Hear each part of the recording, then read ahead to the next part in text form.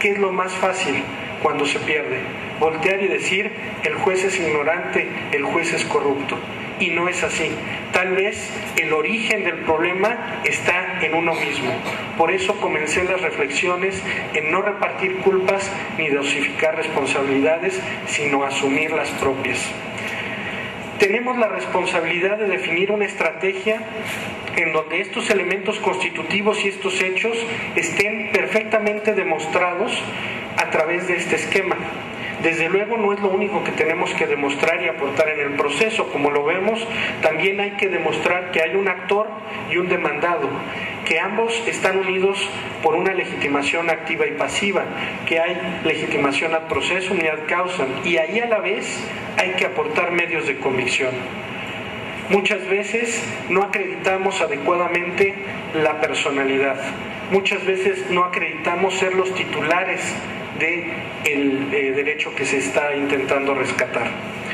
A la vez, la pretensión que se establece a través del reclamo de ciertas prestaciones debe de tener su sustento en el medio de convicción, como bien se muestran en los enlaces de la parte de abajo. Y por último, el análisis de la competencia, que por no ser materia de esta exposición me lo voy a saltar. Pero como ven, los medios de convicción deben de ser tratados como un acto anticipatorio del proceso, en la medida de que deben de ser analizados con anterioridad a llegar a él. La prueba, así entonces, la debemos ver como el procedimiento de confirmación, verificar que los hechos aducidos por las partes corresponden a la realidad.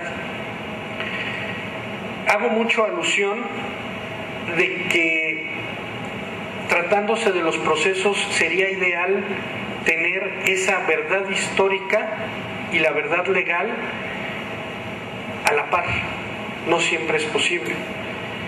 Hago también alusión en México con mis alumnos que si pusiéramos la verdad histórica y la verdad oficial o la verdad jurídica, la que se va construyendo a través de un proyector de acetatos, las dos láminas, al ponerlas al mismo tiempo bajo la luz, debiera de leerse lo mismo, exactamente lo mismo, pero desafortunadamente en muchos casos se distorsiona y no alcanzamos a poder distinguir cuál es la verdad que estamos persiguiendo.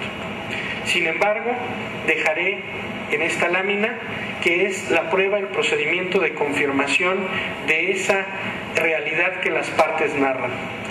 Desde luego, el actor tendrá que demostrar hechos u omisiones en las que sustente los elementos constitutivos de su acción y el demandado los elementos constitutivos de su excepción. Pero también todo esto debe de ser acompañado en la producción y obtención de la evidencia. Y para poder producir y obtener la evidencia debemos de seguir los principios rectores de la prueba, todo en aras de lograr la eficacia probatoria. La eficacia probatoria no es debida al momento de su desahogo. Es un largo camino que, vuelvo a insistir, comienza incluso antes de que el proceso mismo comience.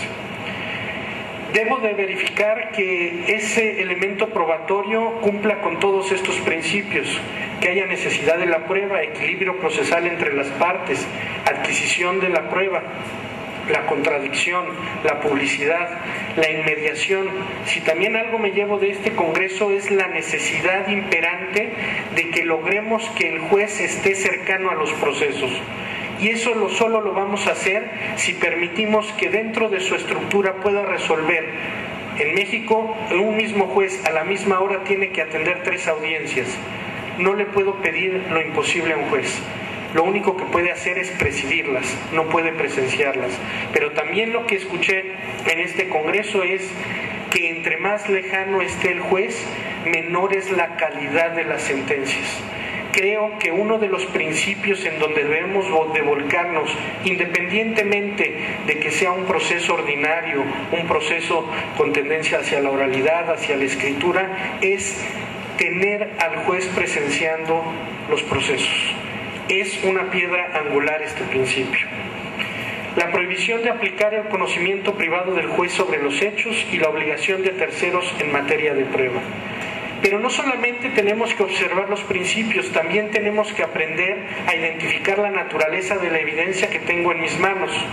Tengo que saber si la evidencia que tengo en mis manos es original o derivada, preconstituida, por constituir, si es directa o indirecta, si es idónea o ineficaz, concurrente o singular, inmoral o moral. Y aquí ya entraríamos en otros problemas. En México, hace 100 años, no se podía recibir la testimonial de una mujer que hubiera pernoctado por la noche sin autorización de sus padres con alguien fuera de su casa.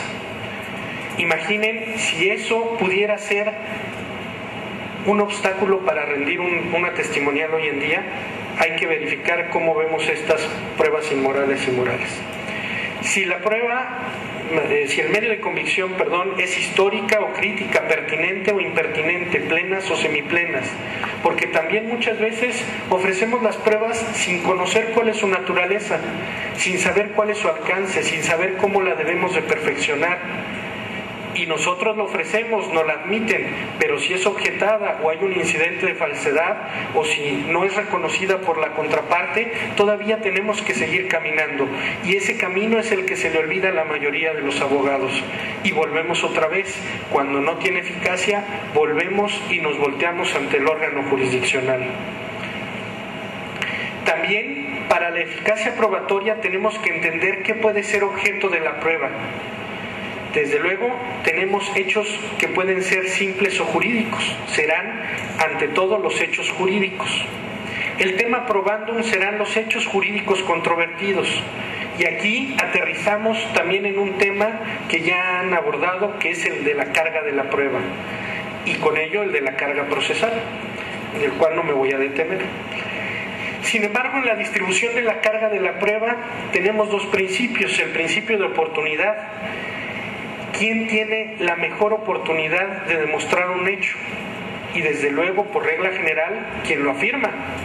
El imponerle la carga de la prueba a alguien que niega algo y decirle, por ejemplo, demuéstrame que no existe un unicornio, es colocarlo en el escenario de la imposibilidad. También el principio de la igualdad. Hablando de la carga de la prueba, llegamos hacia esos hechos negativos a los que me he referido y a la inversión de la carga, que también en las reflexiones primarias o preliminares referí como un dogma. En muchos códigos procesales veo la inversión de la carga de la prueba hoy en día. Y la verdad es que tenemos ya que hablar de una carga dinámica. Cuando hablamos de hechos negativos, no estoy invirtiendo la carga de la prueba, no le estoy invirtiendo la carga a mi contraparte para que demuestre lo negativo. Lo único que se está transfiriendo es el hecho que se tiene que demostrar. Si yo niego que estuve en un determinado lugar, la inversión de la carga de la prueba como tal debería de referir a que mi contraparte tiene que demostrar que no estuve. Por eso es que la carga dinámica es lo que me permite transferir el hecho a demostrar que estuve en otro lugar. Esas son las cuatro hipótesis que en México conocemos como la inversión de la carga de la prueba, que tampoco profundizaré. Me gustaría también mencionar, ya he aludido a algunas de las circunstancias que tenemos que revisar para tener en cuenta la eficacia probatoria, pero también tenemos que ver que carece de eficacia probatoria la evidencia con la que se quiera demostrar hechos confesados, hechos notorios, hechos irrelevantes e hechos imposibles. Y esto se encuentra en los códigos. Lo que sucede es que también los jueces no hacen el ejercicio de las facultades que tienen en este sentido.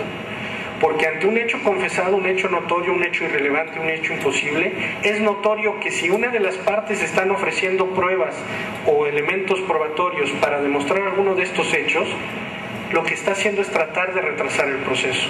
Lo que se tiene que hacer es desechar esos medios de prueba, pero pocas veces he visto que se desechan.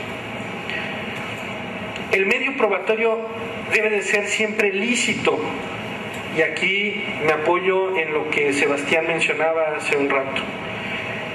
No solamente el medio de convicción en sí mismo, sino todos los mecanismos para lograr su obtención no pueden ser violatorios de garantías. si no, no tendrán eficacia probativa.